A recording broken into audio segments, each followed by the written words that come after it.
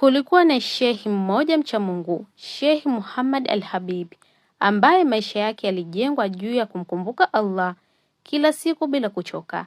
Alikesha gizani akilitaja jina la Allah zaidi ya mara 20,000 na hata alipofikisha umri wa zaidi ya miaka 90 hakuacha ibada hiyo. Usiku mmoja utulivu, tukio la ajabu litokea. Mwizi aliingia nyumbani kwake kwa siri, akapenya hadi chumbani bila kujua kuwa mwenye nyumba yupo ndani. Alianza kufungua makabati na kutafuta mali au vitu vya thamani, lakini badala ya kukutana na hasira au kelele, alisikia sauti ya pole. Sheikh alimuita kwa utulivu na kumwambia, chukua chochote unachokihitaji, lakini tafadhali usiguse vitabu vyangu vya dini. Mwizi alishituka. Hakuwa amewahi kukutana na mtu wa namna hii. Kana kwamba haitoshi, Sheikh alimuita mke wake na akamwambia amletee mwizi chai. Akaletewa chai kwa wema na heshima, kama mgeni anakaribishwa si mhalifu. Sheikh aliendelea kuzungumza naye kwa upole, akamtoa hofu moyoni, akamwambia yuko huru kuchukua anachohitaji, ila aache vitabu vya dini.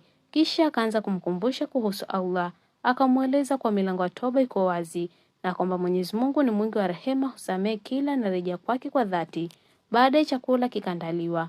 Mwizi akakaa akala kwa utulivu, akiwa bado haamini anachokiona, na hapo ndipo moyo wake ulipobadilika. Kwa kuguswa na wema ule wa ajabu, alilia kwa uchungu mkubwa, machozi yakamtiririka, akatubu kwa dhati na akaamua kuacha kabisa njia ya wizi na kubadilisha maisha yake. Hawa ndio marafiki wa Allah, warithi wa Mtume Muhammad sallallahu alaihi wasallam, watu ambao hawashindwi kwa nguvu, bali kwa huruma, hekima na tabia njema.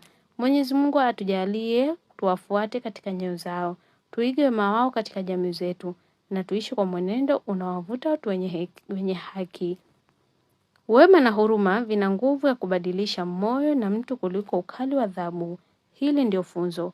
Je, wewe umejifunza nini kutokana na kisa hiki?